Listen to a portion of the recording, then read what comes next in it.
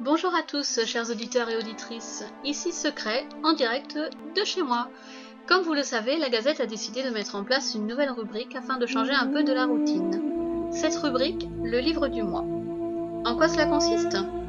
Nous avons demandé à nos lecteurs de nous faire parvenir leurs ressentis par rapport à un livre qu'ils ont aimé. Il fallait nous envoyer un message et nous faire un résumé du livre en question, résumé qui devait nous donner envie de lire le livre. Nous sommes aujourd'hui le 29 novembre et nous n'avons reçu aucune réponse. C'est pourquoi j'ai décidé de prendre la parole pour vous parler d'un livre qui m'a ému, bouleversé et également énormément troublé. Ce livre, c'est Une fille comme les autres de Jack Ketchum. Tout d'abord, il faut savoir que ce livre est tiré d'une histoire vraie. Une histoire comme il peut s'en passer chez vos voisins, sans que vous n'y prêtiez attention. Si vous continuez votre écoute, vous risquez de les voir d'un autre œil, d'un œil suspicieux et troublé par ce que je vais vous raconter. L'histoire est racontée par David, un homme de presque 50 ans, qui nous décrit comment il a assisté dans son enfance à la torture d'une personne suite à la défaillance mentale d'une autre, un adulte. Commencez par imaginer un quartier résidentiel calme aux États-Unis. Pour ceux qui connaissent Desperate Housewives, la série, imaginez un quartier comme Wisteria Lane, un quartier où tout semble calme en apparence, mais tout ne l'est pas à l'intérieur.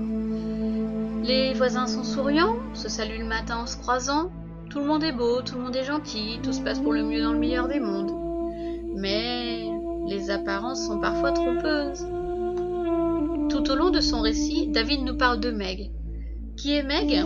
C'est une jeune fille innocente, de 14 ans, qui a perdu ses parents dans un accident de voiture et qui est placée chez sa tante Ruth, avec sa sœur Suzanne. Suzanne, sa sœur, est plus jeune qu'elle, et elle a gardé des séquelles physiques de l'accident survenu avec ses parents. David est le meilleur ami du fils de Ruth, et il côtoie donc la famille assez souvent. C'est de cette manière qu'il rencontre Meg, et le temps aidant, ils finissent par se lier d'amitié. L'amitié se transformant peu à peu en amour, en découle une amourette d'adolescent.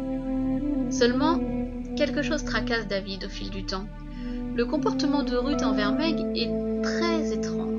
Une sorte de malaise vient alors l'étreindre et il ne s'imagine pas de quelle manière les choses vont tourner. Ce comportement étrange vis-à-vis de Meg n'est dû qu'à une chose, la jalousie. Pourquoi ? Essayons de voir l'histoire de Ruth. Ruth est une femme abandonnée par son mari. Ce dernier ne lui a laissé comme souvenir qu'un abri anti-atomique où elle pratiquera des choses horribles, et ses 3 enfants, les 3 garçons qu'ils ont eus ensemble. Ces 3 enfants devenant peu à peu des adolescents, sont fascinés par leur mère et son côté libertin. Il faut dire que Ruth a décidé de ne plus donner sa chance à n'importe quel homme et préfère les aventures d'un soir. Ainsi, elle devient peu à peu l'aura sexuelle de ses 3 fils, ainsi que de leurs amis. Voilà pourquoi quand Meg est soudainement placée chez elle, elle se sent menacée. Meg a 14 ans, presque l'âge des garçons, Ruth est maintenant trop vieille pour les garçons.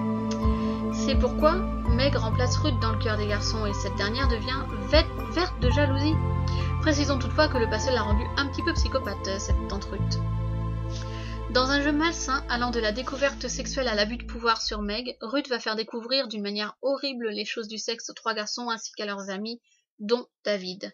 Elle ira même jusqu'à pratiquer un odieux chantage sur Meg, lui ordonnant de se laisser faire toutes sortes de choses si elle ne voulait pas que sa sœur subisse les mêmes horreurs.